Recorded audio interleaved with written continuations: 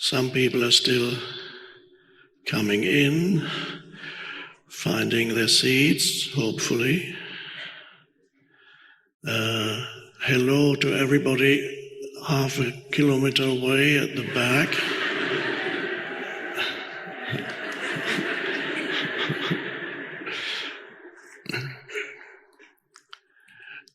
A good spiritual practice while we're waiting for everybody to settle down.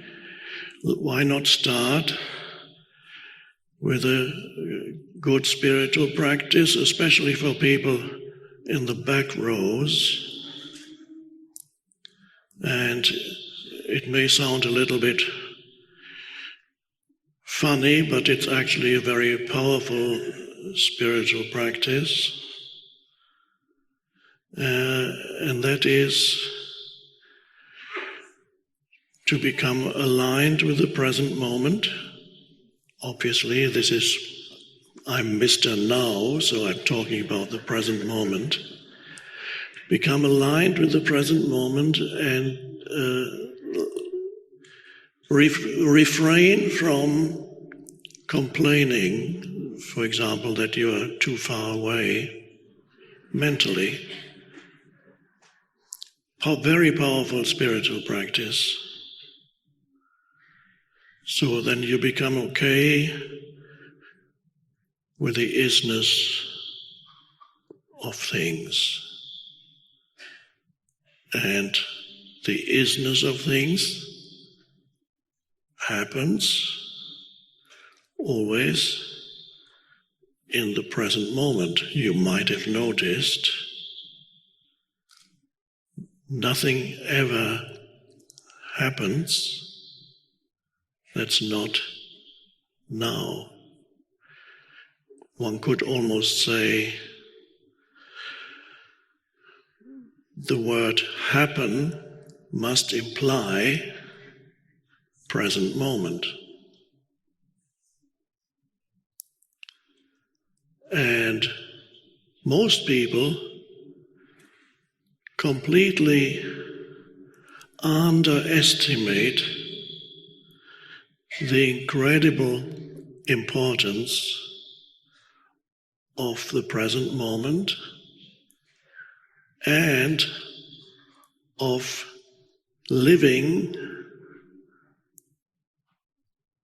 in a harmonious relationship with the present moment. And you would be surprised how many people in this world live almost constantly in an antagonistic relationship with the present moment. And that, of course, causes a lot of unnecessary suffering and unhappiness.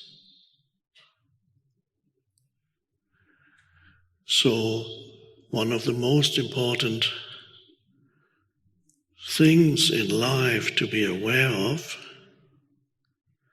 is your relationship, so to speak, with the present moment. And this is now, of course. Is the present moment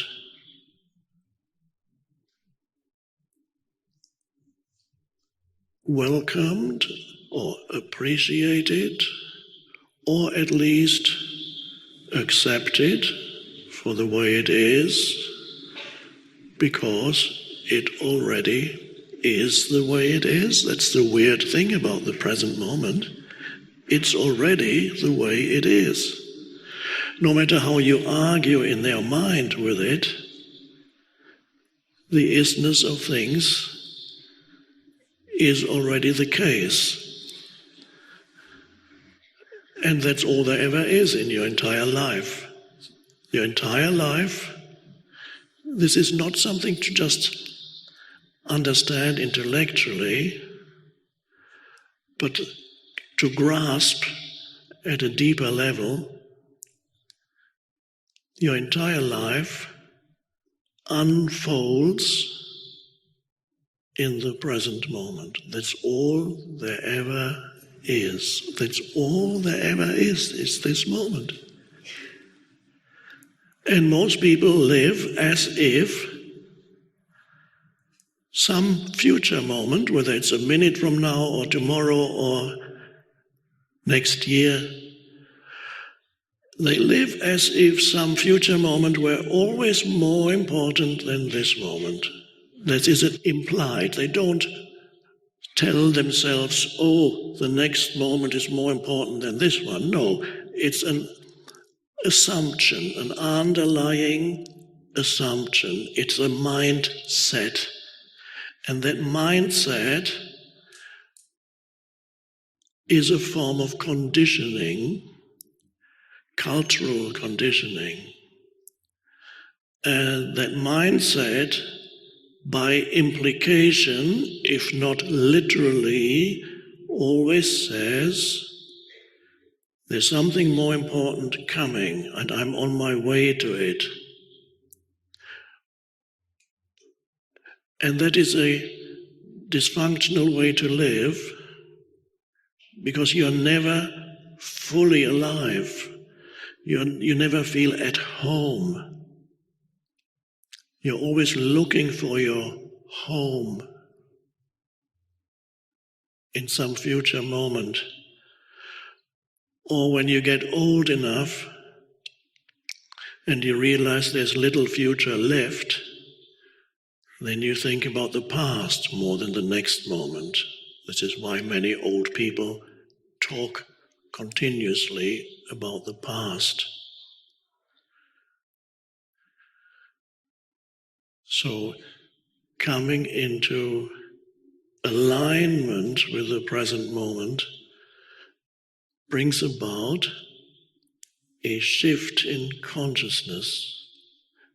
And this is so simple and yet so profound. Now, this shift in consciousness is what our evening here together is all about. It is about a transformation of consciousness in you. And the reason why you're here, most of you, is that this transformation of consciousness is already happening. It's a process for most people. It's already happening in you.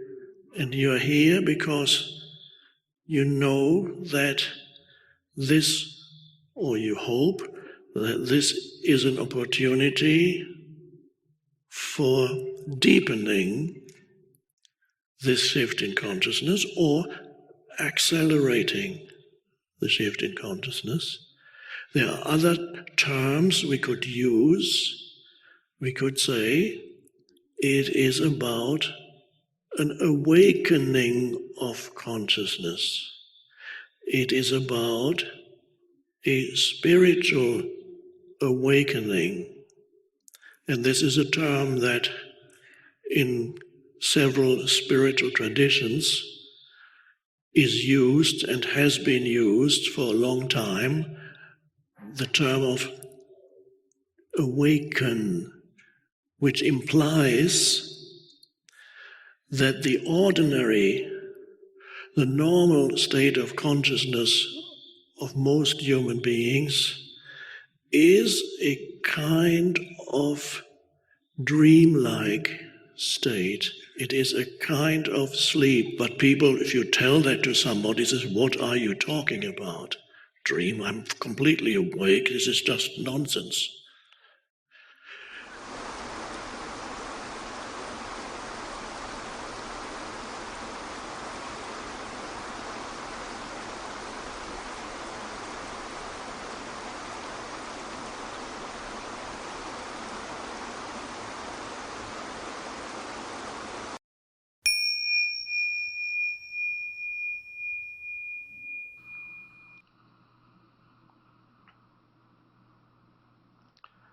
Our purpose, of course, just to remind you, is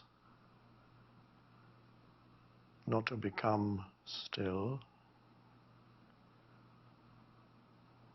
Then you create a problem.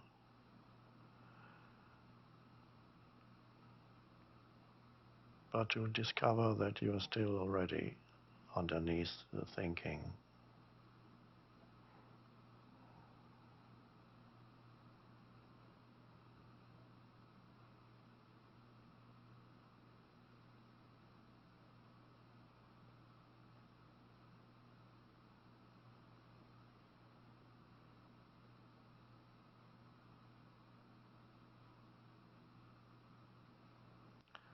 Your sense of identity,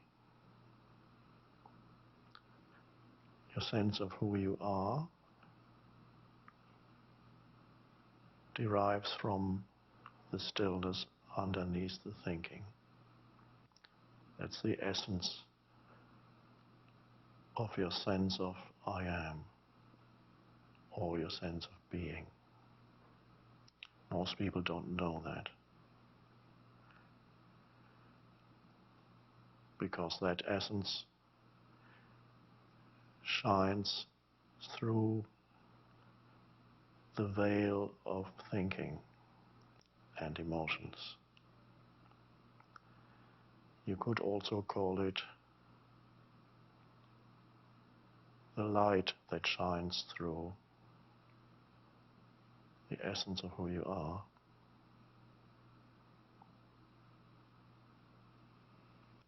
I am, that sense of I am. And most people don't know that it derives from that which is deeper than thinking in you. And they think the thinking and the emotions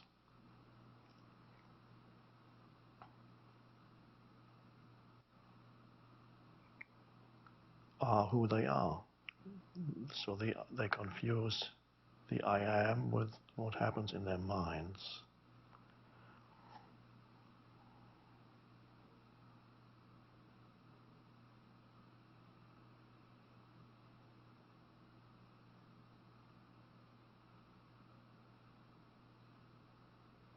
And that's the state we call ignorance.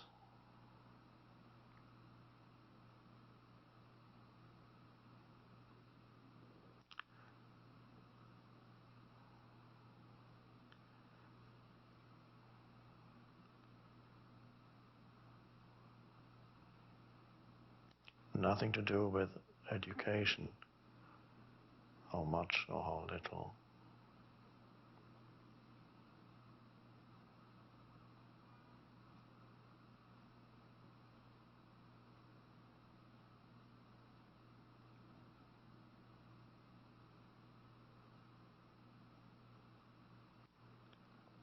As I speak, really every word,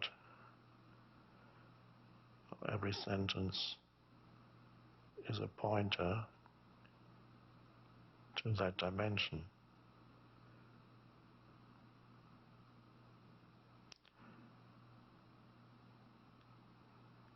But as we sit here together, be aware of the gaps between the words.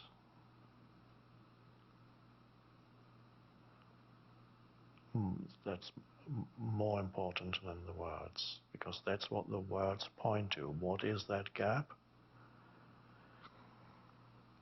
It's stillness, space,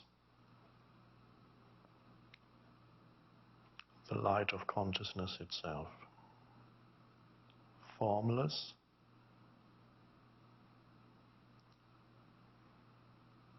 spirit.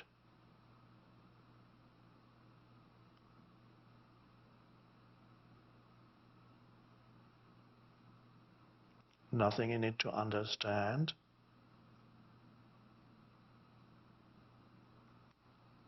Nothing you can work out to get closer to it, work out conceptually, mentally, by asking another question and waiting for another answer.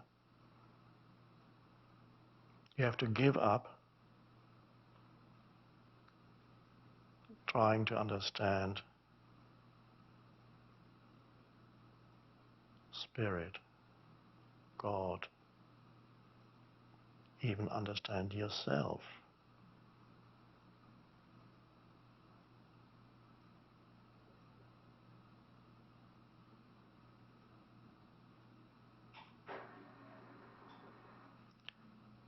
So as we sit here, thinking is not important.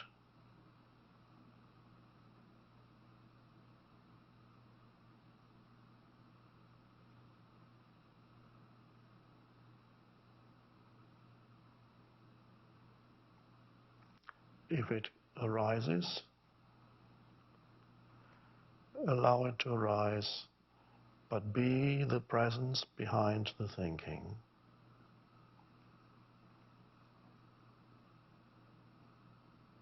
Be the deeper I am that you are already. Otherwise the I am gets lost in the thinking. And then the thinking assumes the pseudo-identity of I am. Dreadful condition.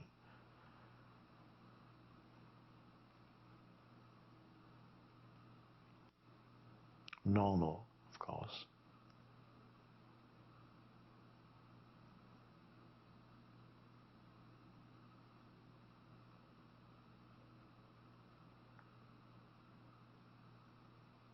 So as we sit here, we have the courage, with a little bit of help,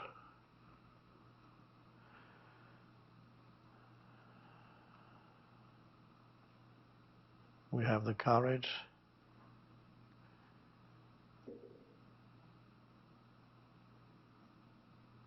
to embrace the state of not knowing. There's no knowing, no judgment.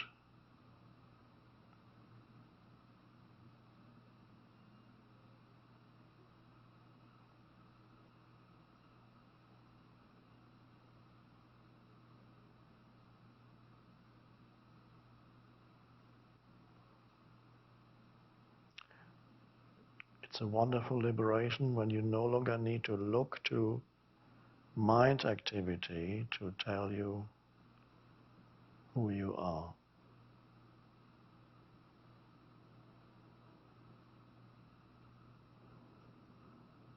And that's why we are here, to access that state of connectedness with being, the depth of being.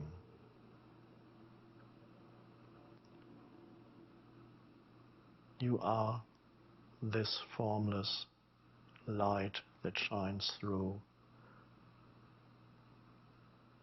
anything that arises in your life.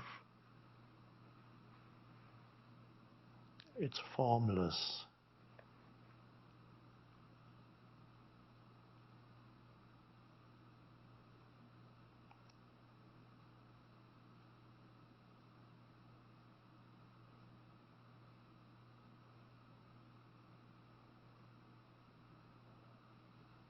So there's always, at any moment now, there's always that which happens in your life. Here, very little happens, just the words that are being perceived, peripheral sense perceptions, where you are sitting, perhaps, the periphery. You're aware of that a little bit. Maybe some thoughts come occasionally. So there's always that which happens,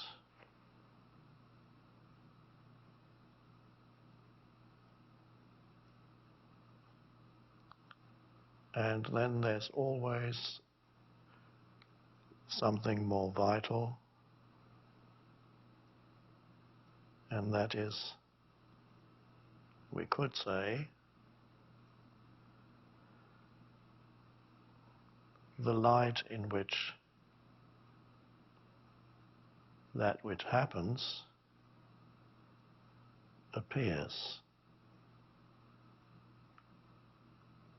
That is also the only thing that cannot be doubted.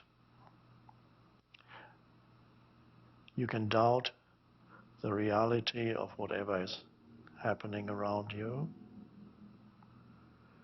and of course it has a dreamlike quality, it comes and goes, but you cannot doubt, because it's immediately obvious,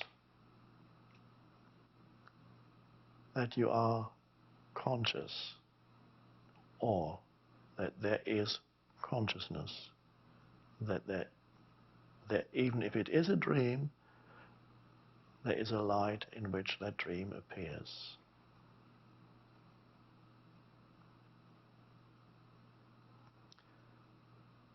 That's the timeless.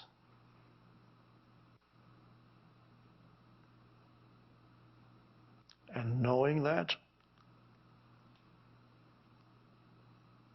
you can be awake in the dream, because things continue to happen in your so-called life.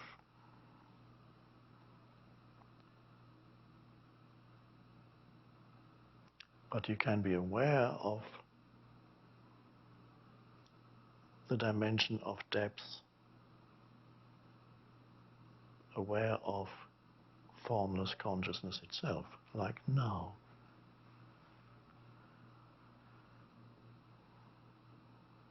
And this is the meaning of what you read in the New Testament, where Jesus says, "You are the light of the world."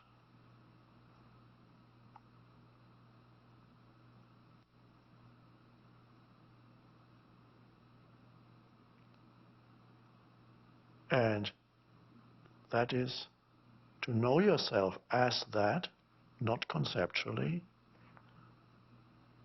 but directly, to know yourself as the light that underlies everything, to know yourself as consciousness, is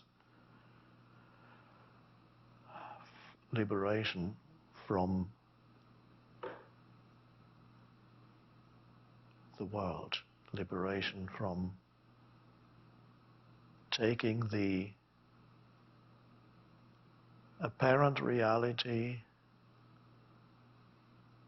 as something that is absolutely real.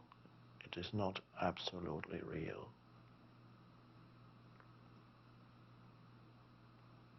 It is borrowed from the light of consciousness.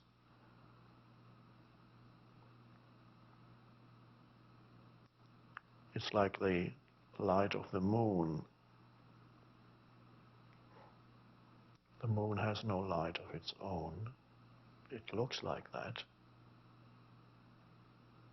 but it's the sunlight.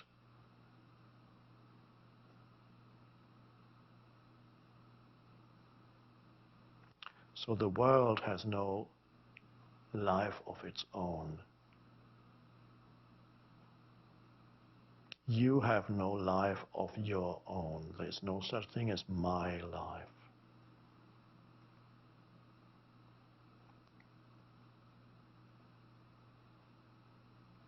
You are an expression of the one life.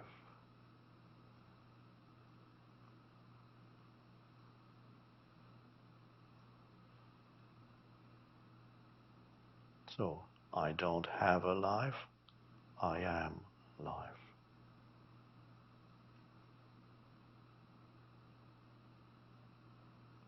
Not my life, just life. The moment you say my, you create a duality. Me and life.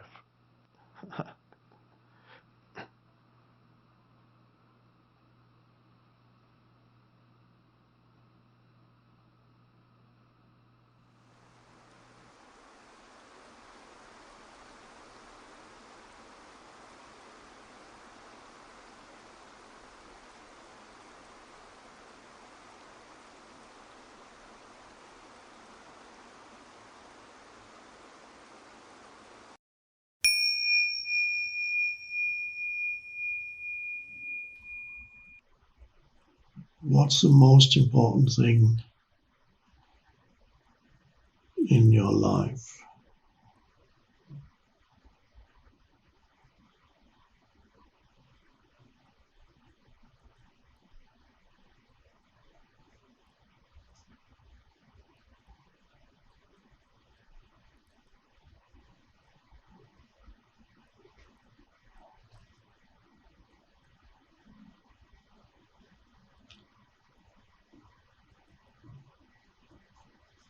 It's to discover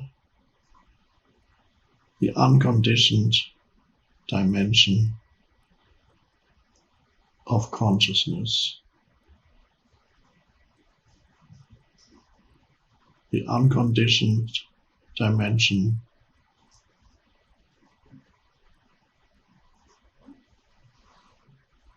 to who you are. You, the unconditioned you, the unconditioned I.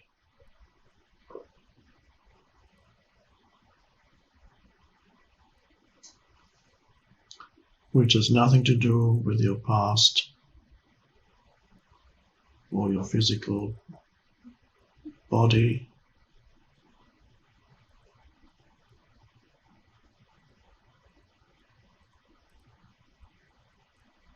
or your person or personality.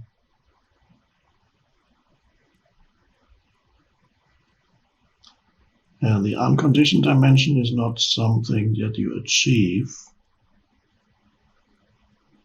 because it's already here. It's something to discover here and now. Achievement, if you think in terms of achievement and associate achievement with spiritual awakening, enlightenment, realization, or achieving the unconditioned consciousness. If you use the word achievement, or if that's the underlying assumption that it is an achievement, there's an implication that it's in the past because you need to achieve it. There's an implication that it's in the future because you need to achieve it. There's something to achieve. So you're pushing it away out of the present, and so you miss it again because you're trying to achieve it. And continuously, as long as you're trying to achieve that spiritual realization, or whatever you want to call it, then it's always one step away from you, or 100 steps, or 100 miles, or 1,000,000 miles. It doesn't matter whether it's one step or 1,000,000 miles, it's not here. That's the underlying assumption, and so you cannot discover it because you think it's something to achieve. And the thought that there's something to achieve in the future prevents you from discovering what's in the present.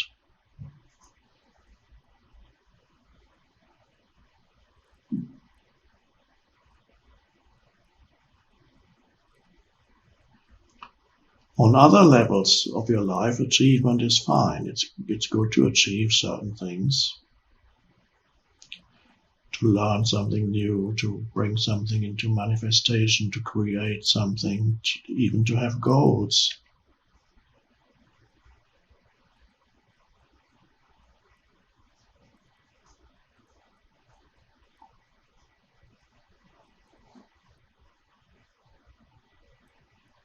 But when it's about finding out the deepest reality of who you are, the very foundation for your life, your existence,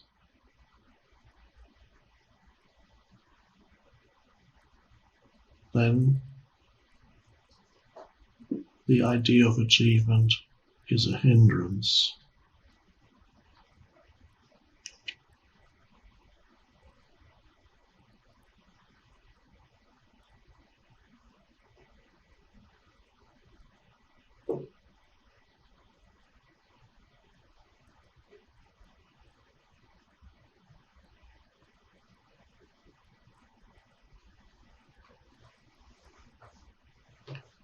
So, the unconditioned dimension of consciousness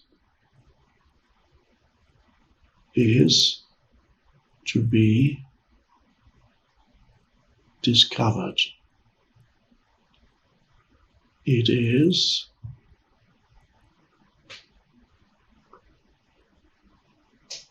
one could almost say hiding or concealed, covered up.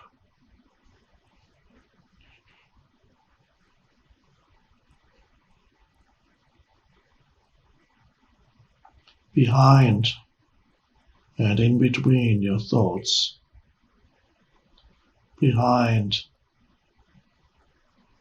and even within all sense perceptions.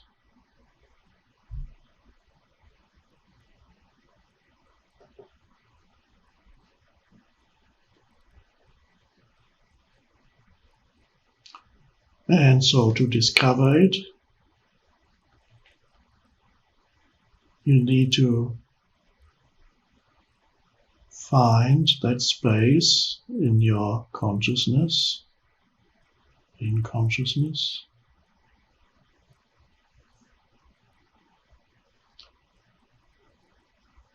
where you're not thinking.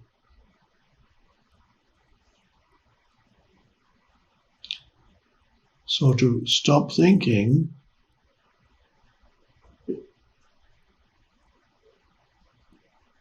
may not be the best way of pointing towards it, although I might have used that expression a few times.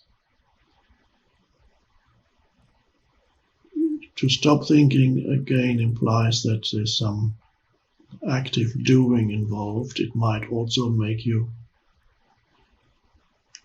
believe that thinking needs to be forcefully pushed out of your consciousness, which is not how it works.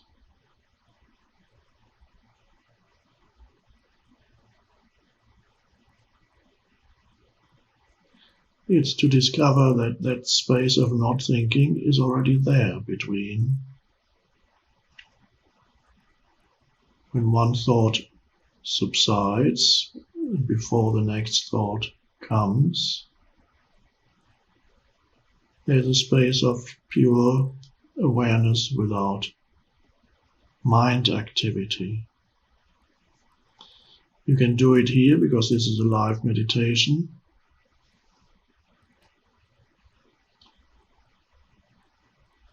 Whenever I'm not speaking, which is part of the time here, be aware that I'm not speaking. So we have the gaps between one sentence and another sentence, between one word and another word.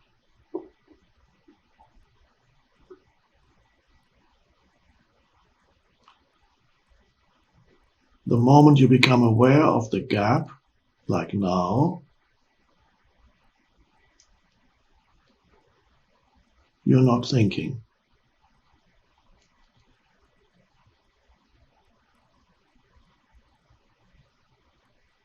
It's very subtle and very simple.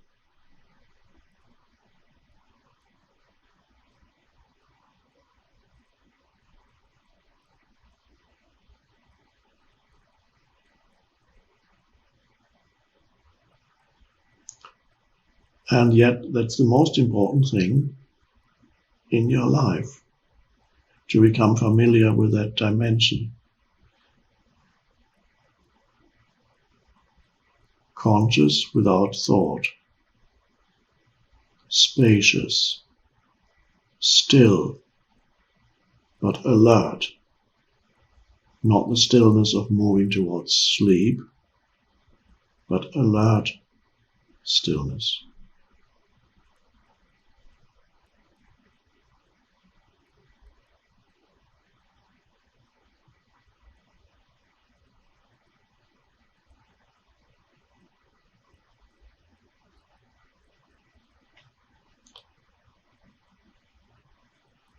So in daily life, become aware of that space, that inner space of alert stillness. as much as you can.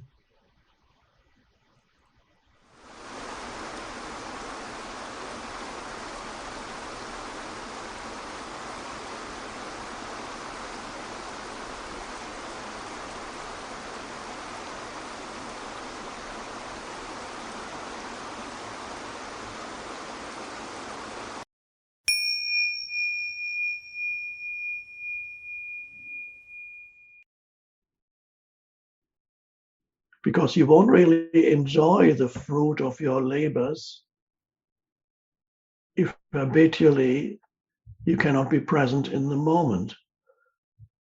No matter what you achieve, the enjoyment will be short-lived because of the habitual pattern of dissatisfaction. In the background, it's always there, some obscure sense of lack, and often it comes into the foreground as real unhappiness, frustration.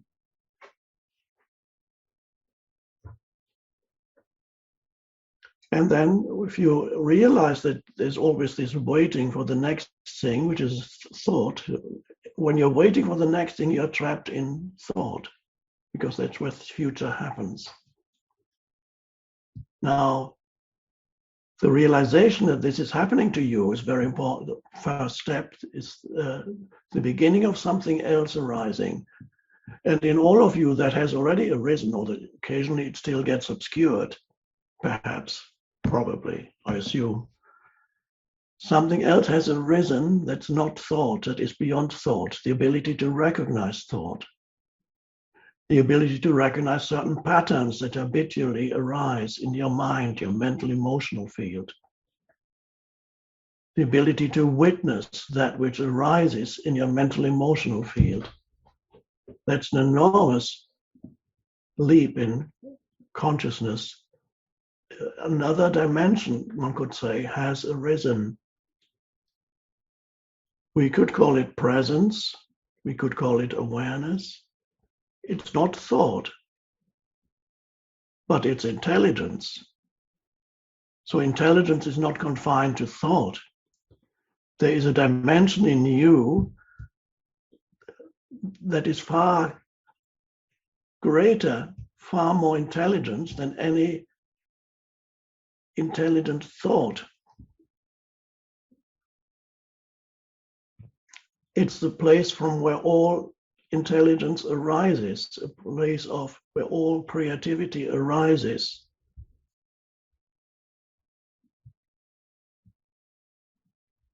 So there's the ability to suddenly be aware of your inner states, to be aware of what your mind is saying, the narrative, the habitual narrative that you're telling yourself.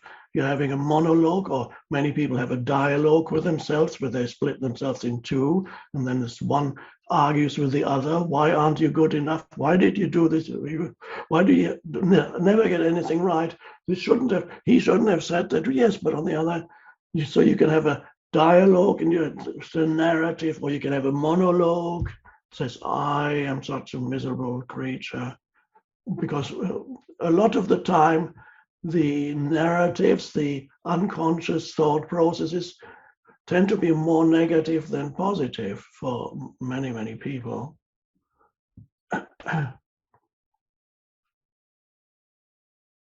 So to be aware that this is happening, that's an enormous gain in consciousness. It's the beginning of awakening, spiritually speaking. Something arises that is not part of the conditioned mind patterns.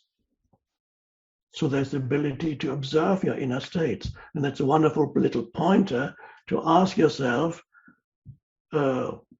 frequently, what's my inner state at this moment? And then look at it, direct your attention to it, the narratives, what have I been telling myself, and the emotion that accompanies the narrative. What am I feeling? What's the emotion? So in addition to being a story in your head and an emotion, there's a knowing behind it. There's a space behind it. Sometimes I call it inner space. There's an inner space from where can be aware of what's happening on the level of the person, the personality. Because that inner space, the awareness, is not part of the personality. It's the being, the knowing that is inherent in the being.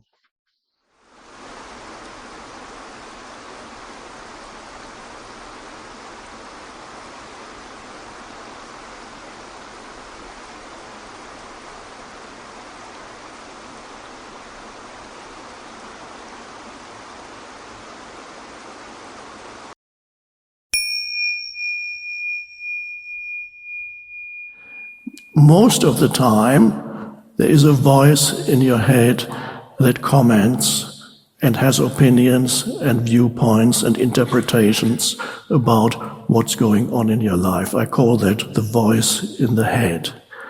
For most humans, that is completely involuntary. They don't even know that they have a voice in the head that never stops talking. Most of the time, silently in your head. At other times, it may even shout something out, so it wants to be heard. And so, if you walk in the street, you will find most people look fairly sane. They're not talking to themselves, it seems, because they're not talking out aloud. But if you listened into everybody's head, you would be amazed of how noisy the inside of every human is. It's like these radio stations where the people talk in an excited voice. They go on and on. If you go to a foreign country and you don't know what they're talking about, you might think this must be extremely important. But if you can understand what they're saying, you realize it's completely meaningless. It's just noise. So a significant part of what happens in your mind, the larger part, is actually just superfluous noise. Thinking is a wonderful ability, a wonderful tool. If used rightly, it is an instrument that causes dysfunction and misery for millions on the planet, unhappiness for millions on the planet, if thinking is not used, but if you are used by thought. So when humans say, I think, in most cases, that's actually not true, because they have no control over their thinking. It's a compulsive and involuntary. And they are so identified with these thought processes, they don't even know that they are in the grip of their thought processes, because they are so identified, they become their thought processes. So whatever comes into your head, you completely believe in it, and then that's how it is.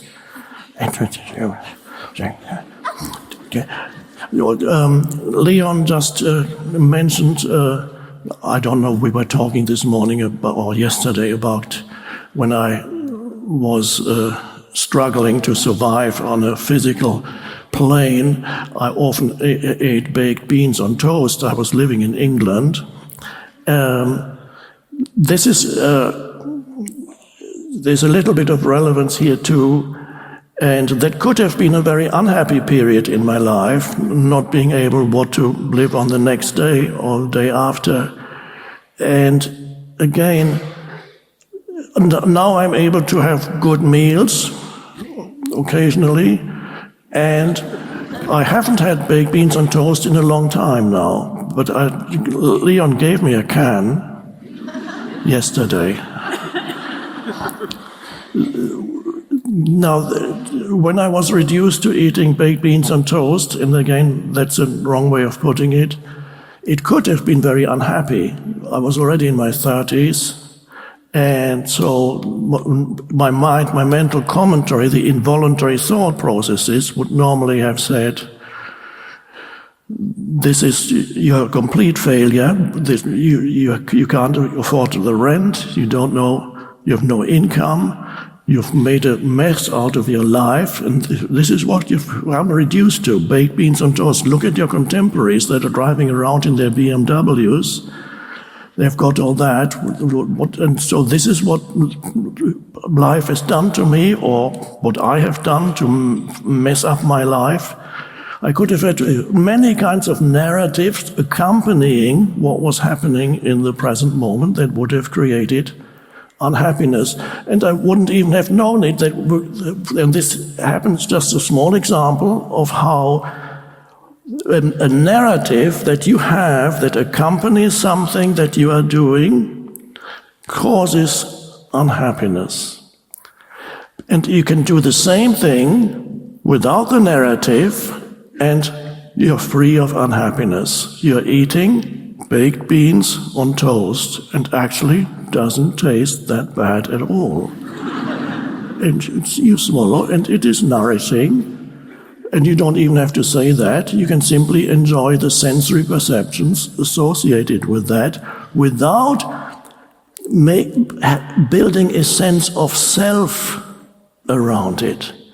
The sense of self that you build around it arises through involuntary and compulsive thinking, me.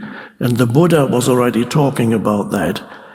So, and this, I'm saying this now in case you need to leave early or want to go across the street. There's just a simple, if you only take this away from this evening, but hopefully there will be much more. If you only take this away, if you look at whenever you feel unhappiness, this is a generic term, unhappiness in whatever form. Unhappiness can arise as irritation, can arise as anger, can arise as even boredom is a form of unhappiness, sadness, all kinds of states that they don't feel pleasant, unhappiness. And usually they are attributed to a life situation, something that's going on in your life. So, for example, waiting at the airline counter, and of course how often things don't go well there. Let's hope they don't drag you out of the plane, but that could happen too. Whenever you feel irritation arising, anger arising, upset in whatever form, ask yourself, is this caused by the situation, or is it caused by what my mind is telling me about the situation? And in 95% of cases, you will find that the mental commentary that argues and complains about something that's going on, but should not be going on, but it is, but shouldn't be. And the gap between what is and what the mind says should be or should not be, that gap is the arising of unhappiness and misery, or as the Buddha called suffering. It arises in the gap between the is-ness of things in this moment and the arguing with the is-ness of things in this moment, imposing a narrative on it that says, no, this should not be. I'm not talking about situations where you can take action to change it. There are certain situations where action is possible and necessary. Fine. But even if action is possible and necessary at this very moment, it still is as it is. Then you can take action. But this moment is as it is. So when you leave, or when you allow this moment to be as it is because you recognize the inevitability of is. This seems so obvious, but it's not obvious to most humans. The inevitability of what is already the case now. And if you can internally align yourself with this inevitable now, the next moment is a different thing. But when the next moment comes, it's now, of course. There is no next moment except as a thought in the head. Where is the future? You've never experienced it. You can't. impossible. And yet humans think about it more than the present moment. They want to get to the future because they don't want what is. They believe some kind of liberation or fulfillment will come next, always missing the is-ness of things. So if unhappiness arises, examine, does it come? Is it caused by the situation I'm in, or is it caused by how my mind is interpreting the situation?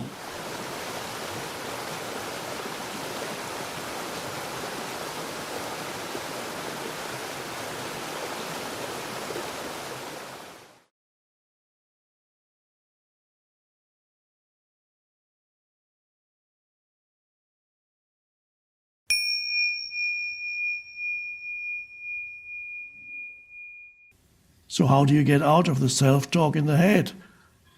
One, you need to know that that's self-talk in the head. If you don't know it's self-talk in the head, you become the self-talk in your head. You become the voice in your head. You don't know it, you are it. So you have to, the vital step, and I cannot tell you how to do that. That minimum of awareness needs to be there where you know that there's self-talk happening in my head and it's telling you some kind of story. It could be the briefest of stories, like, I shouldn't have come here, or I don't fit in here, all these people are too spiritual for me, or I'm so spiritual, these people are not spiritual at all. It's all little stories in the head. Even every fragment of self-talk is a little story in the head. It goes around. And then you look at reality through the lens of the little story. It's not just one story, of course. There comes another one and another. And some stories are not little, they may be big stories about yourself and your life and what's gone wrong with it or what's gone right with it. So even that's a story. More pleasant than if it's gone wrong. So you need to know when the self-talk happens in the head, the knowing is not part of the self-talk. The knowing is just an awareness that there is self-talk. The moment there is an awareness that there is self-talk, the possibility of freedom from the self-talk opens up. If that awareness is not there, there's nothing you can do. You have to wait until life knocks you over the head, so that finally some awareness comes in and you go, ah. So you might have to slip on a banana skin or something, because you self-talk, and suddenly you go, oh, life told you to wake up. Awakening, which is a term that's been used for thousands of years in the spiritual context, not in the conventional context. To awaken means to come out of sleep in conventional language, terminology. But in spiritual terminology, to awaken means to awaken, one could say, basically, to awaken out of the self-talk in the head. Because the self-talk in the head is a form of hypnosis, self-hypnosis. You are hypnotized, you have been hypnotized by society, your surroundings, the surrounding culture, even the language that you were taught to use, that becomes a large part of the self-talk, although some of the self-talk is also accompanied by images, but a lot of it is language. And all that, you've been conditioned, and this is you are possessed by that, which is an energy formation, and humans are possessed by that and mistake that conditioned entity, which consists of thoughts. They're so trapped in it, they're so identified with it, they believe in every thought that comes into their head. It's absurd, but normal. Well, another word rather than absurd, I could say it's mad, but it's normal. It creates an incredible amount of suffering, unnecessary suffering that humans create for themselves and for others. You can't create suffering for yourself without making others suffer who are close to you and whoever comes into contact with you.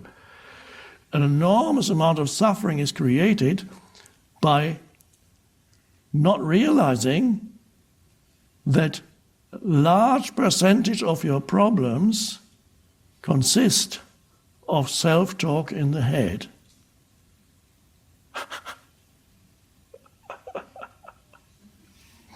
That's amazing. And once you see that, okay. And then you can have a little bit of awareness and say, who am I? Am I that story, or am I the one who sees that, who recognizes that there's self-talk?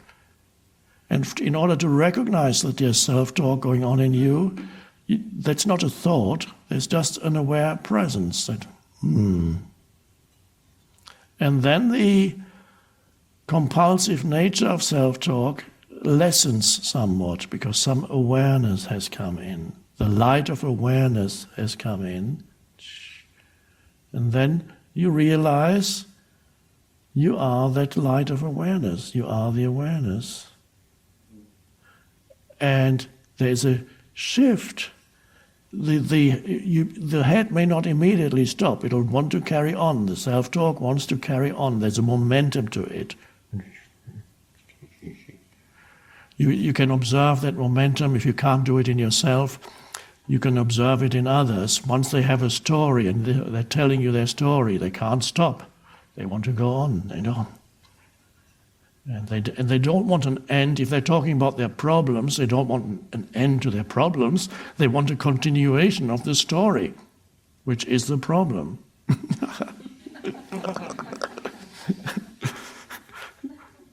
They don't know that. That's why we call it unconscious. They don't know that their primary thing is they want the continuation of the story, because that's the continuation of the fictitious person that cannot live without its story, its storyline. And so those people, do they want an end to their problems? Of course they will probably tell you, yeah, I'd love... No, they don't.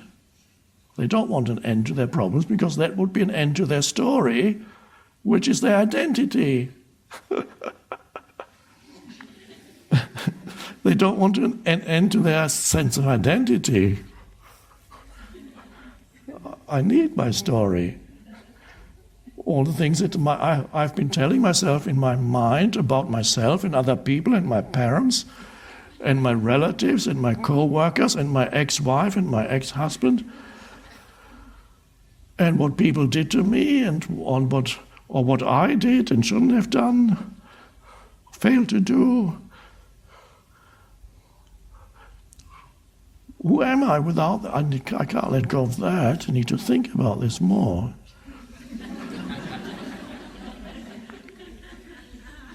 So it becomes a habitual place, the habitual place of the mental noise, where you feel, that's me. And so every therapist knows that you always reach a point with your clients, patients, whatever, depending on the school of therapy, depends whatever you call your clients, your patients, whatever. There comes a point when you hit that resistance. They don't want to be free of their problems. And that the big challenge is is this person going to overcome that barrier? Because that barrier is not just becoming free of my problems, but also becoming free of a very limited and ultimately fictitious sense of identity, the me.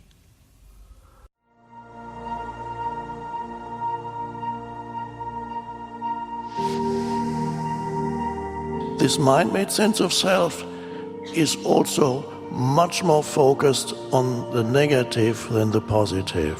To be free, you awaken to who you are beyond your history and your life situation.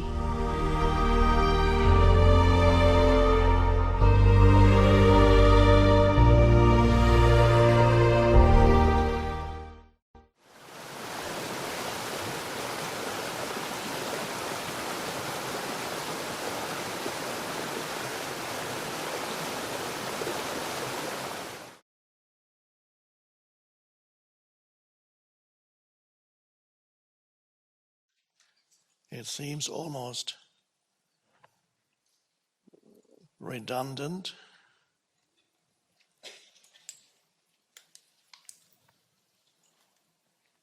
or pity having to add words to our beautiful stillness.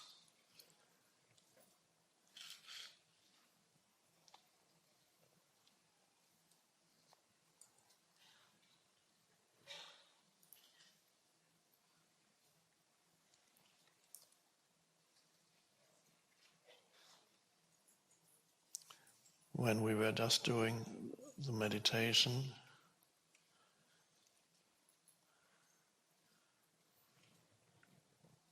I became aware of the air conditioning sound.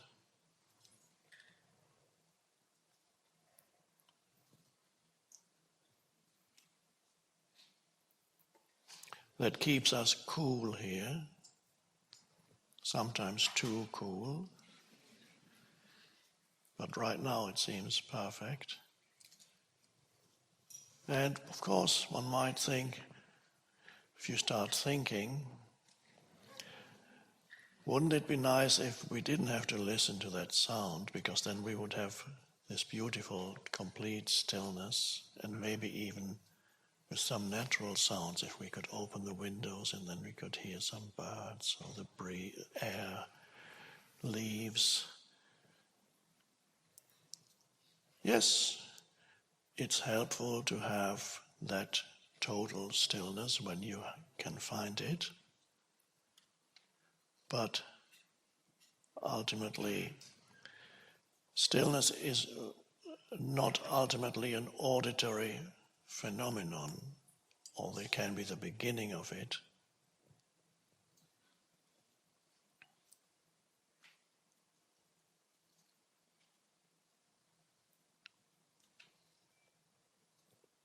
Stillness, when you become aware of it, when you pay attention to it, makes you still.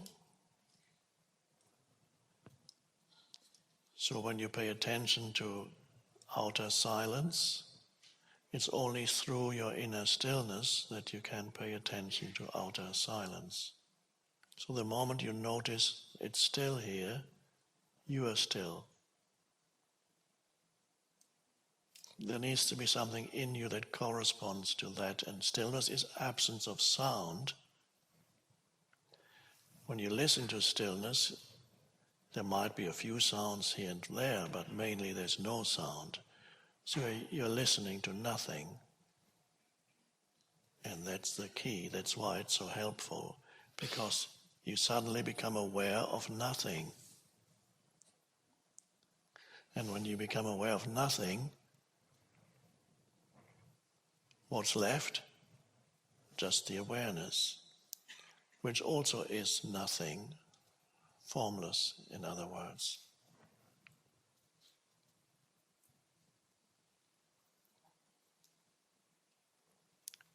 So whenever you encounter stillness, maybe where you live or when you go for a walk in nature or at night when most people have gone to bed and the noisy collective mind isn't surrounding you anymore, then use it, notice it, and then notice that in the moment of noticing you become still.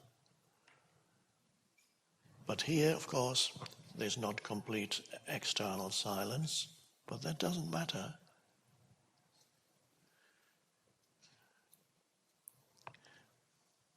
anything that arises can be helpful. So this sound that's continuous in the background,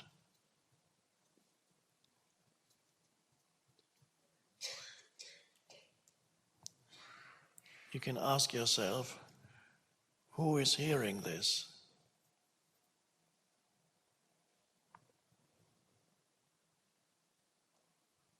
How is it possible for me to perceive that sound, to hear that sound?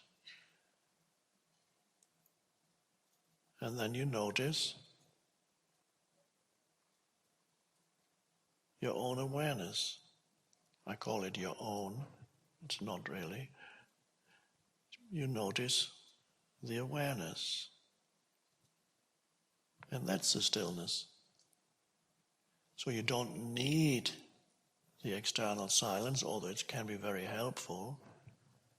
But when you don't have it, you could be in the middle of a noisy city, can stand there or sit or walk and be aware of yourself as the awareness that perceives all the noise and all the movement. And then when you perceive all the movement around you and you become aware of yourself as the perceiving awareness, then you have the stillness in the midst of movement and noise, external noise. So there's no need to demand that external conditions should be perfect so that you can become still. In fact, it's sometimes the case that it's precisely when external conditions are seemingly unhelpful that can sometimes be a greater opportunity to find that true stillness. And especially that is the case when external circumstances have the appearance of actually being a hindrance, something disturbing, something happening that upsets the status quo in your life. And those are great opportunities because then your motivation for going deeper as you suffer when things happen in your external life that, quote, unquote, should not be happening, then you begin to suffer. And as you suffer, the motivation eventually arises of going deeper, of finding the place where there is no suffering. And you could still suffer a little bit on the external level of your life. So sooner or later we find in our life that life does things to us, seemingly putting obstacles in our path, seemingly having bad intentions towards us. We experience diminishment in some form. Of course, the ego says, or the egoic self says, that's terrible. I don't want any diminishment. Diminishment meaning loss of something that had become part of your sense of self. It could be loss of possessions, could be loss of a relationship, loss of a loved one, loss of a healthy body, diminishment of physical health, loss of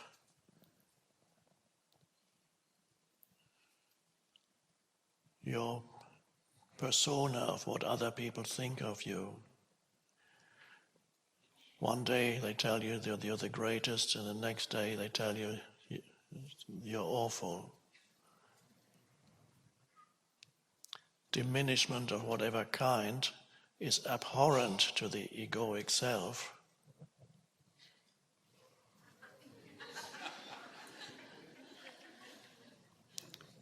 there's a beautiful saying, I believe it comes originally, I'm not sure, but it doesn't matter where it comes out of consciousness, so it doesn't really matter. But I believe it comes originally out of Sufism, and that is,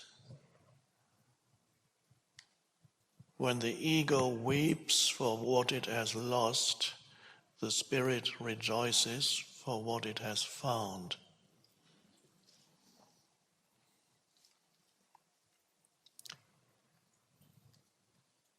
And those people who, there's no human, by the way, who does not experience this in life several times. Sooner or later, the next one comes. Some people experience it even very early in life. Some children have experienced loss of a parent or of both parents. So diminishment comes sooner or later. How do you meet it? Recognize it when it comes, not as a monster or the work of some malevolent deity or demon that wants to sabotage your life, but as an opportunity also.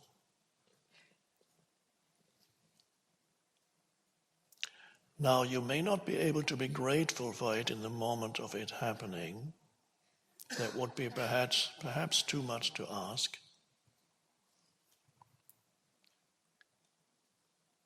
But you will find that later, a year may pass, 2 years depending on what it is, suddenly realize that it has taken you deeper into the essence of who you are, because something was removed from you that you thought you were, but it was a fiction ultimately. You had identified with something that ultimately is not who you are. It's a temporary thing. Possessions, not status, great physically strong body, good looks.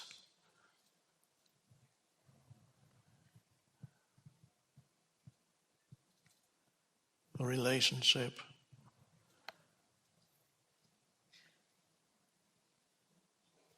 And then retrospectively, very often you are able to be grateful for the loss, for the diminishment, because it drove you deeper. It brought out the essence of who you are beyond any form. Now, it does not do that to all humans. It's for everybody. Diminishment is only a potential deepening. The possibility is there. Many, many humans are not able to use it because nobody has told them. The knowledge, this kind of spiritual knowledge, is still very limited. It is not part of mainstream culture. People are dying every day without having any true assistance. People who are approaching death, who are getting old, our mainstream culture still knows nothing. It's just, let's prolong life for as long as possible, even if it's totally pointless and it creates a lot of suffering. Let's just, because we don't know what to do with death. That's one of the reasons why the foundation will hopefully be able to reach people to use the opportunity of this greatest diminishment, which is death, the greatest, as you approach death, an enormous opportunity for spiritual awakening and realization.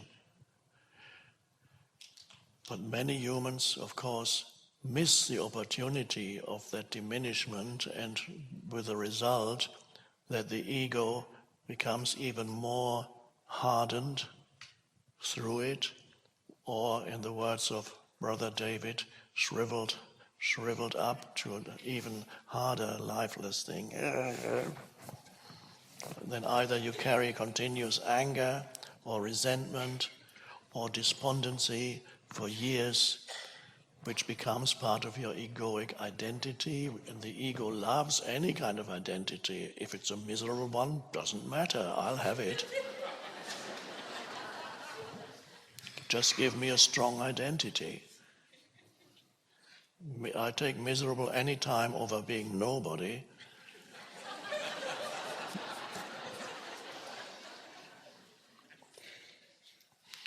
So the opportunity of diminishment is missed. Often you see when people, they're wealthy people, and suddenly something happens, they lose their money, and then they jump out of the window because their entire sense of self was associated with their possessions. There are people who lose their reputation. Or you remember, of course, the case of Mr. Madoff a few years ago, who had this fraudulent scheme, and people lost millions or billions of people who were investing with him on Wall Street. They lost, it was a pyramid, it was a Ponzi scheme, I think is the word. So he was deceiving all these people, and they lost all their money, and he had accumulated billions, and then finally it all collapsed. Now he's in prison, and his sons couldn't take it. One of his sons, apparently the sons didn't know what was going on. I don't know if that's true, but they were also working in his firm, in his company. I believe one died of cancer soon after, and the other committed suicide. Would have been a great opportunity if only somebody had told them, you've lost your money, you've lost your reputation, this is a great opportunity.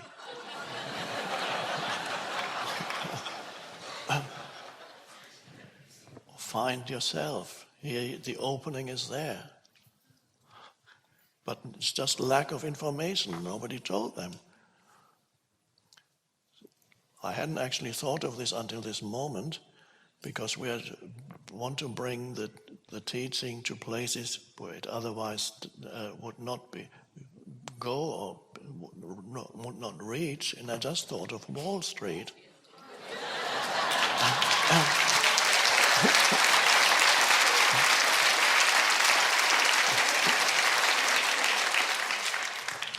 We will donate books and CDs to Wall Street. So we'll have to call Goldman Sachs tomorrow, see if they agree. Now, they won't be very interested perhaps at the moment, but they may become interested in the future. Just wait.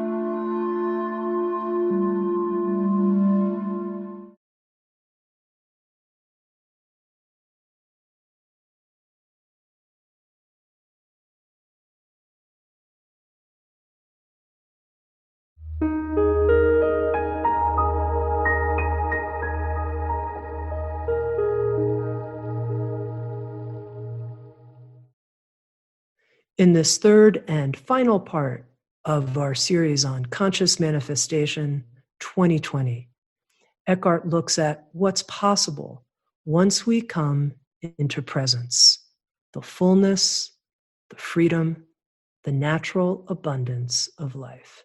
Here's Eckhart Tolle.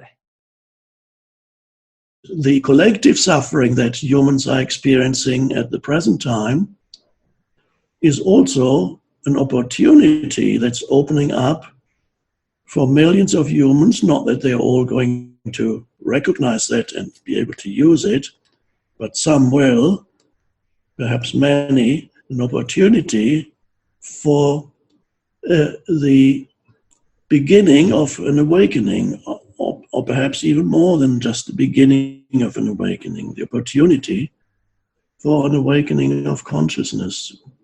Because if you don't, then you stay stuck in suffering. And you cannot manifest a better life for yourself or a better world from the place of suffering. You need to have gone beyond suffering in order to be able to manifest a better world. So the foundational step then is what I just described.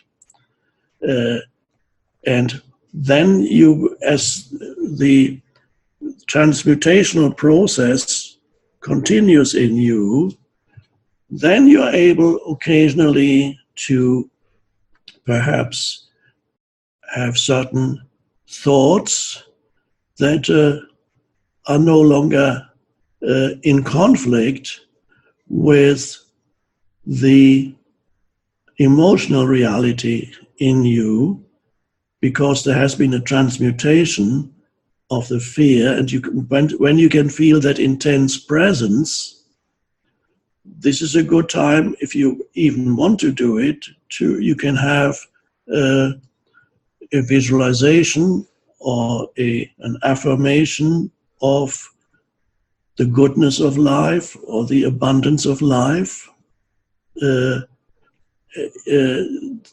life is abundant and it's no longer a lie.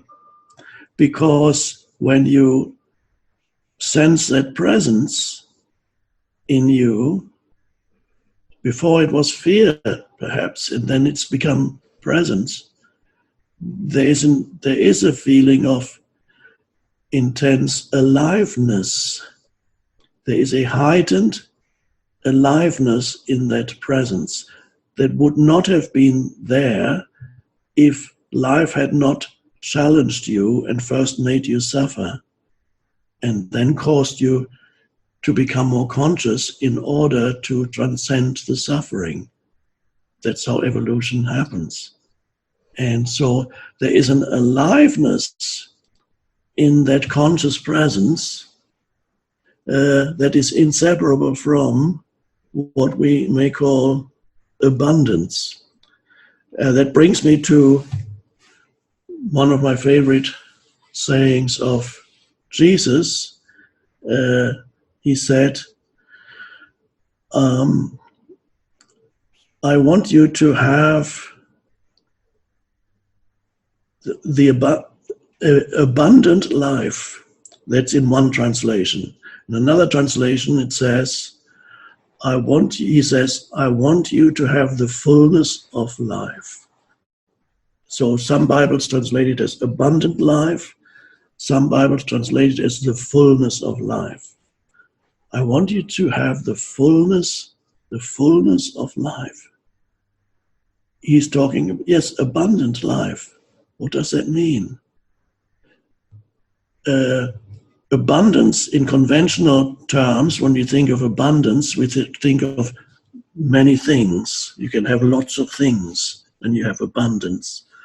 But true abundance is something, it's not lots of things, although maybe lots of things may come to you, but you don't need lots of things in order to experience abundance. You experience abundance through experiencing the presence within you is the abundance. It is the fullness of life, the fullness of life that is within you now. Oh. And then we come to another saying of Jesus. So we're talking about Jesus. Let's use another very important, the most important thing anybody has ever said about manifesting things is in one sentence that Jesus said, that you don't need all the books written about manifesting. Once you understand that one sentence, you don't need to read any of them. And that sentence is, when you pray for something, Believe that you have received it and it will be yours. Believe that now the key, of course, is not believe that you will receive it. The key is believe that you have received it. And then it will be yours. The will be refers to the thing, whatever it is that you pray for. But what does that mean? How can you believe that you have received it when obviously you haven't received it? Now, this can only be understood together with his statement about the fullness of life. It is when you realize the fullness of life, that is the power of your own consciousness. It's not your own, but let's just call it your own. It's universal consciousness. And this awareness, this presence is universal consciousness. Let's temporarily call it your consciousness. It's not yours, because if you say your consciousness, you have a separation between you and consciousness. But there is no duality here. There's only the consciousness that you are. So when you realize that the power of your consciousness, the power of consciousness is the fullness of life. And you can then, nothing that you could add to yourself could be any greater than that.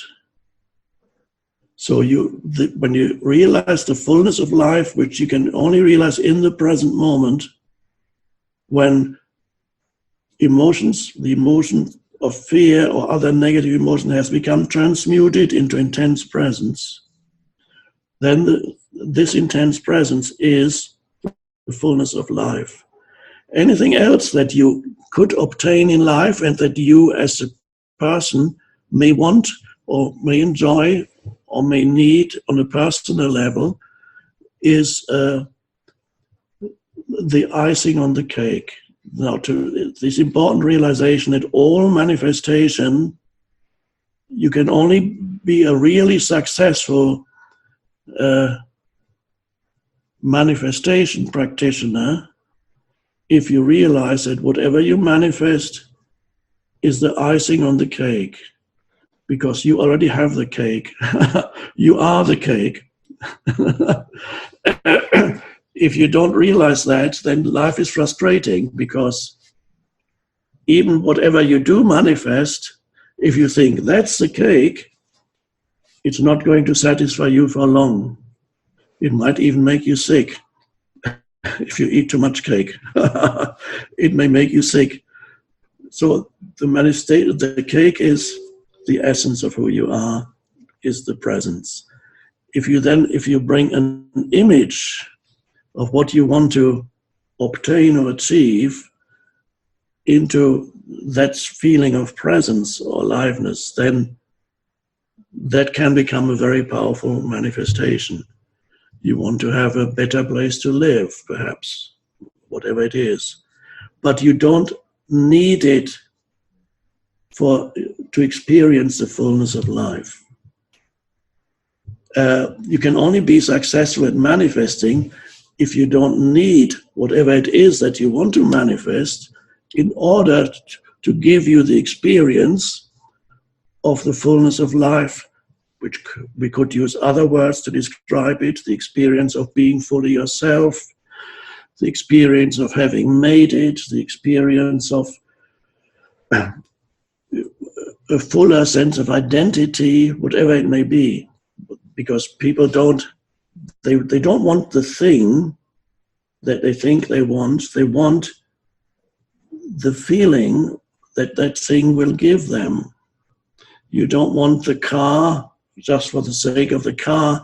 You want the feeling that is associated with the car and the mental image that's associated with I am the owner of this car, it's my car.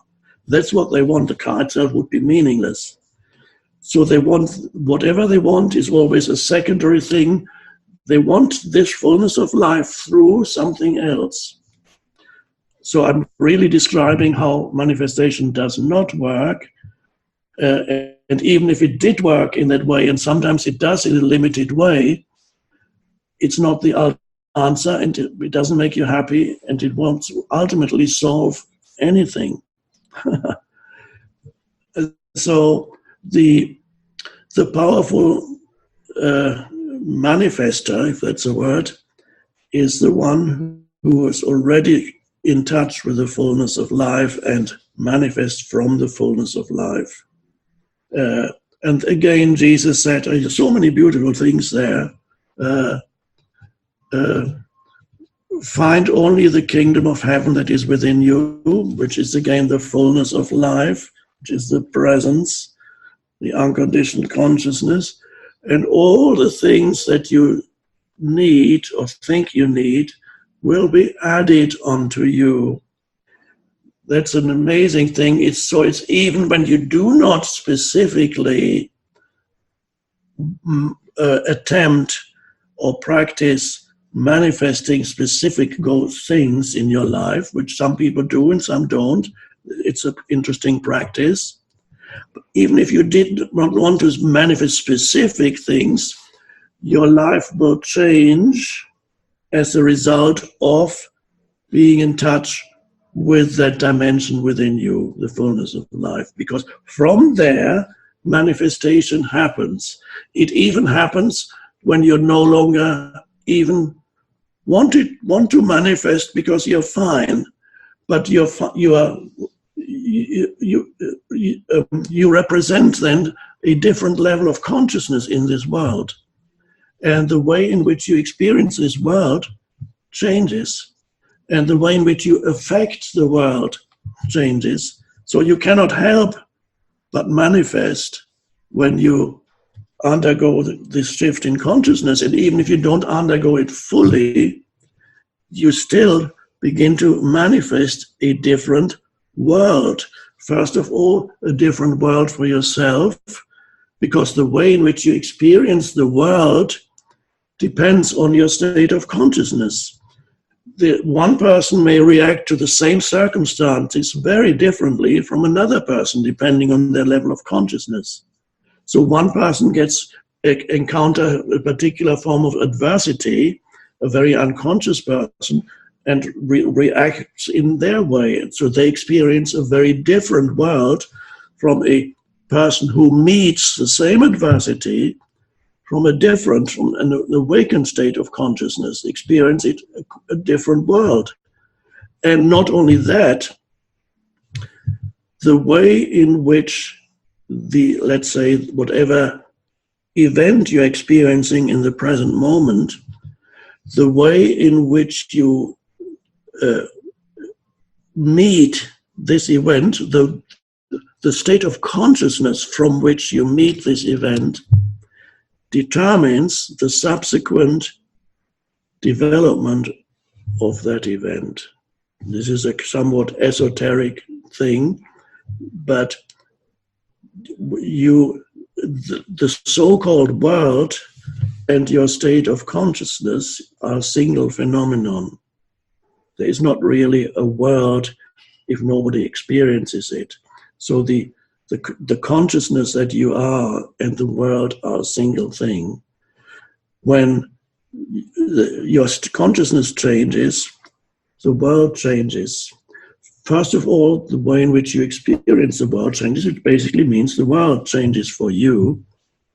And if the world changes for a sufficient number of people, then even the so-called outside world changes. So for the world to change, there needs to be a shift in consciousness. But you begin to experience this in your own life first, and then you begin to inhabit a different world. So you manifest, of course, always. Most people manifest, as I'm sure you know, most people manifest unconsciously because their conditioning of the way in which their mind is conditioned determines how they experience events in their life. And that becomes their world. So they manifest every moment. So how do you manifest your experience of this moment? That's another way of looking at manifestation. How do you manifest this moment? It depends on your level or state of consciousness. And so there's your freedom. You are not dependent ultimately on external conditions. And that's when you realize that you are not at the mercy of what's happening or not happening around you. So you develop, this is a wonderful realization, a wonderful freedom, that your consciousness is not dependent on this or that happening or not happening. That's an incredible realization, and it's a sense of liberation.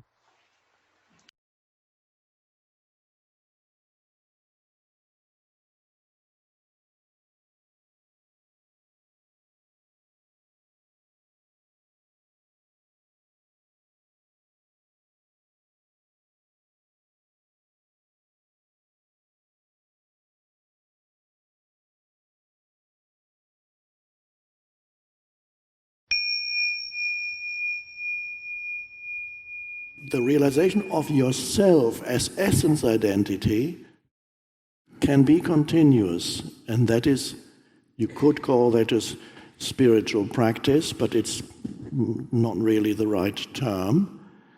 It's simply continuously directing attention in your daily life, in addition to paying attention to whatever you need to pay attention to, directing attention to what?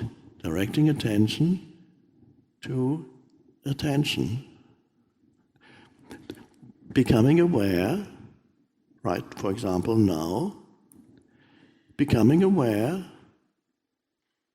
that you are conscious right now. That's a strange thing. There's no content to that. There's simply a presence. And for that to happen, and I'm finally getting to it, there needs to be the cessation of thought. And so this is my invitation to you. You do not need to think continuously in your daily life. It's if your mind tells you that if you do not think and do not worry, then your life is going to collapse. That is not true, it's a lie. But your mind might either explicitly or implicitly say that I need to really think about my life. Thinking has its place, it's a wonderful tool, it can be used for manifesting, it can be used for creating, it's a tool. But if it takes you over, if you're identified with the tool, then it becomes to possess you, and that's a terrible limitation. So the new state of consciousness is a mixture of thought and spaciousness, so that you can go about your daily life, walking from point A to point B, in that state of simple, aware presence.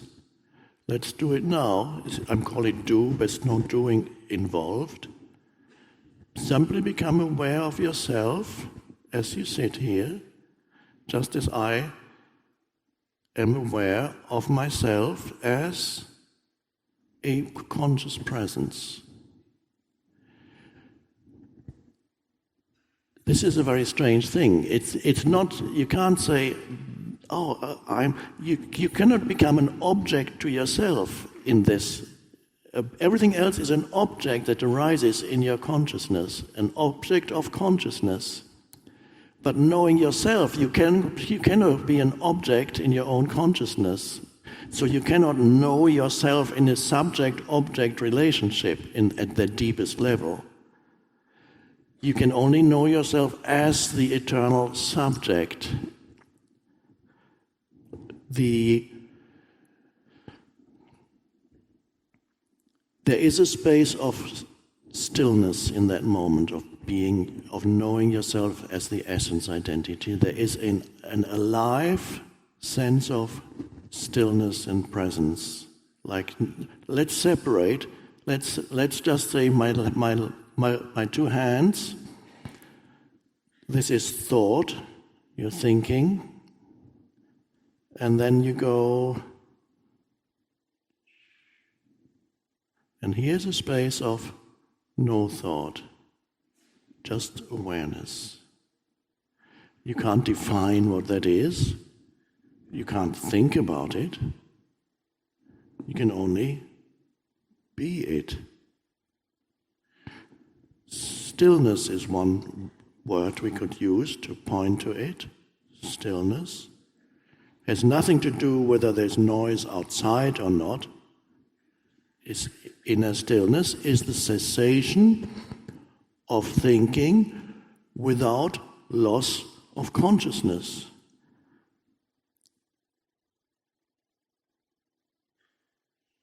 And that is realizing yourself as the unconditioned consciousness, because everything else is conditioned by the past. But that is the unconditioned in you. That is your essence identity. You cannot, by exercising willpower, that is not the way to go to stop yourself from thinking. I'm not even saying stop thinking as an active practice, but simply become so alert that thinking stops by itself. One way you can do it is by becoming aware of sense perceptions, acutely aware of sense perceptions. I give the example in The Power of Now of a cat watching the mouse hole. And the cat watching the mouse hole is in that state of absolute attention. And the cat goes,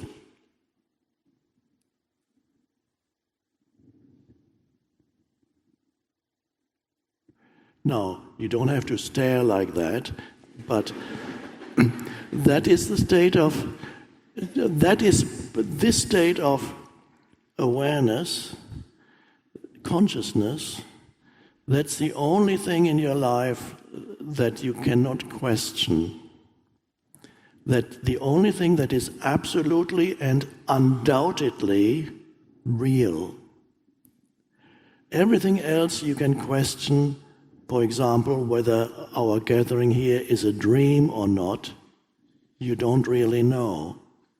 It could be that you are dreaming, that you're sitting here and there's a man talking on a chair suggesting to you that you might be dreaming. You cannot, as many philosophers have pointed out, you cannot know for sure that this life that you're experiencing is not a kind of dream. And from one perspective, it is a kind of dream. I like to sometimes look at old photographs taken in 1900, early days of photography, 1920, whenever, of street scenes or gatherings. And you can go to second-hand shops and they sell sometimes old photographs. You can buy one for a penny or two. You have no idea who these people are, nor has anybody else an idea who these people are. But they're running around the city street, excited about this or that. And then there's another gathering, see people sitting around a table, eating and laughing in this old photo. And where is that now? It has evaporated like a dream. Nobody even remembers who they are. And that is the same with anything that you experience here. It quickly evaporates. So there is a dream-like quality to human existence, any existence. So you could say, okay, maybe it's all a dream, that may well be, but one thing you cannot doubt, that is that you are conscious. Because if you're not conscious, there couldn't be a dream. A dream can only arise in the light of consciousness. So the one thing, whether or not this is a dream or not, becomes irrelevant. The only thing that matters, if it is a dream, is whether you can realize what the essence of the dream is. Consciousness. And you can only realize that directly, here and now, as this. Oh. Descartes, of course, the French philosopher, said, I think, therefore I am. If he had waited a little bit longer before saying anything, he could have come to the point of cessation of thinking, and then he could have made the more profound statement, I am conscious, therefore I am. Thinking is only an expression of consciousness, a surface expression of consciousness.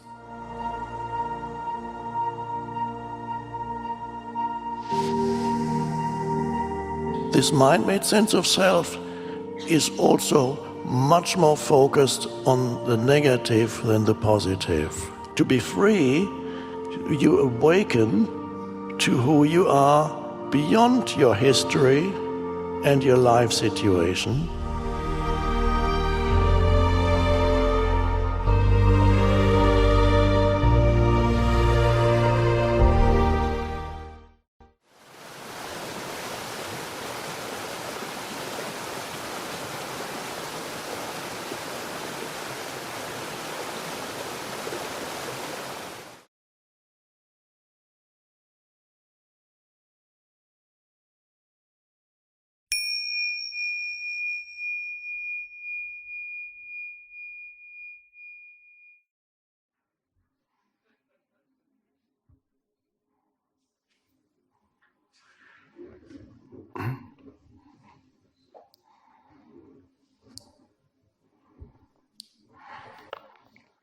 Sitting down mindfully.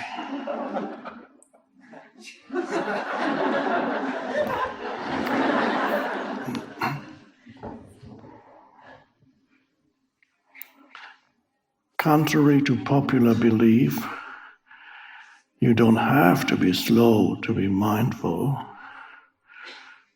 although it probably helps. But you can be in a rush and still be mindful.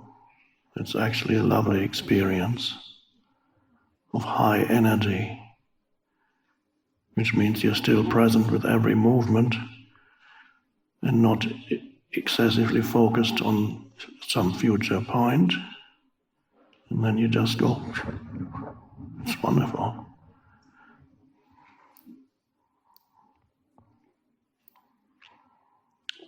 That's contained in the ancient Zen saying, hurry slowly. Seems to be a contradiction. Of course, what it means is on the outside you hurry, but on the inside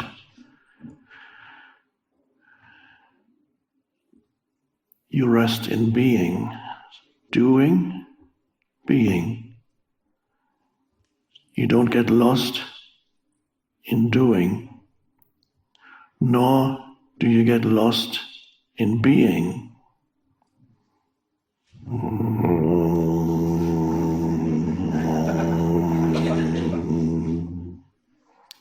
But if I had to be lost somewhere, I'd rather be lost in being, of course.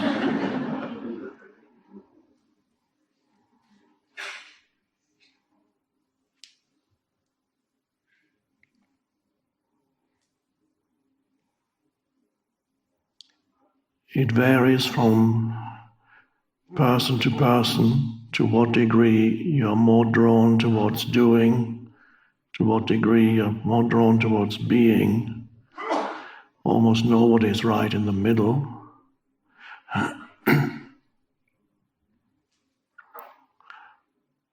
I'm more drawn towards being, as you might have noticed.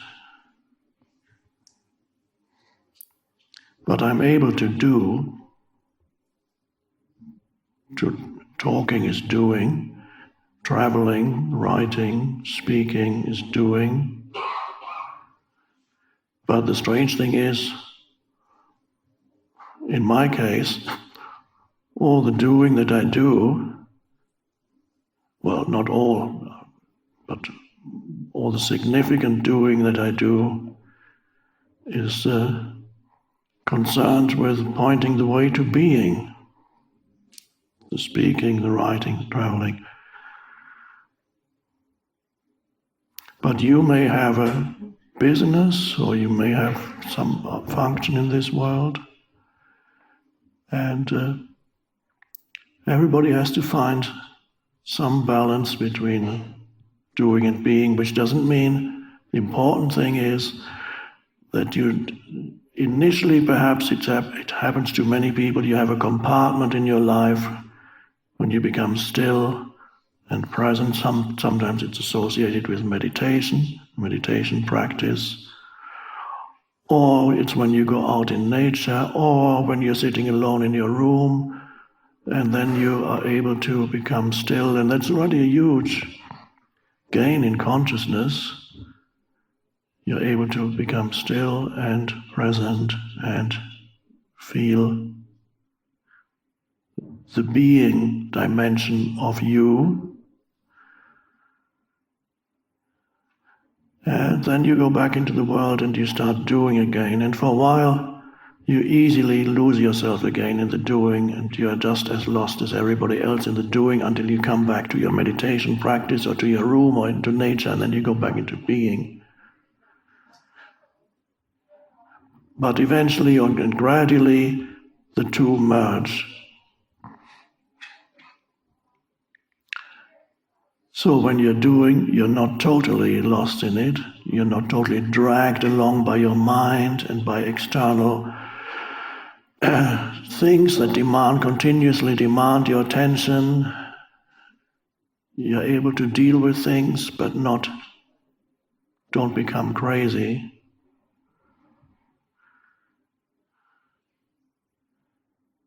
And when you're in being, the danger with being, we know what the danger with doing is. You get into the primordial doing is in your mind. Thinking is doing, so that's the place where you really get lost. And then it gets externalized, you get lost in stuff. But in being, when you go into being, when you're present, you're above, as I put it, you're above thought. Here's thought. This is where the human dimension. And then there's being. Being is not just above, it envelops it all. But for a moment, let's look at it like this, it's helpful. You rise above thought, and your dog is here, below thought. Doesn't mean the dog is not conscious, but the dog does not do thinking the way you do. The dog does not have an opinion about you or about him or herself. So the dog exists below thought, and when you become present, you rise above thought. And below the dog, there's the tree and the plants. They are very deeply still connected with being. A tree there's a consciousness in the tree, but it's impossible for us to conceive of it.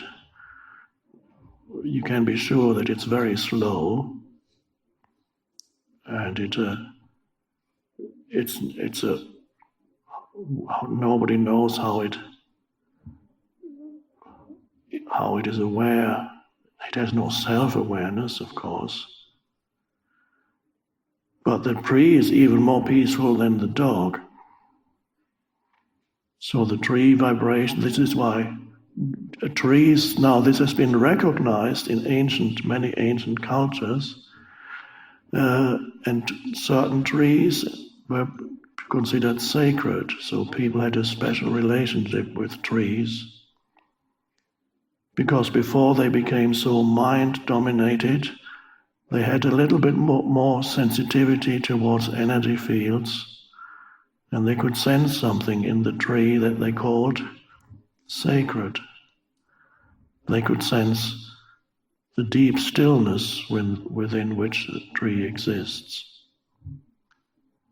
Whereas modern humans, those who are completely identified with mind, do not have that deep relationship with the tree, except when you become present. Because you look at the tree through your mental concepts. And that's even the moment you name it, the veil has already come up between you and it, and that veil is the concept, the label that you give it. And then the illusion arises that once you have named something, then the illusion arises that you know what it is. So you've attached a label to something and you think, now I know what it is, it's a tree. It's an oak tree, what else do you want to know? Or you can go more deeply and attach other labels, so you can cut it into little pieces and put pieces under a microscope. You add more labels. That's the conceptual knowing that we've been talking about. It covers up the other dimension, the deeper knowing. When you can be with the tree and join with the tree in that, become aware of that space of stillness in which the tree exists.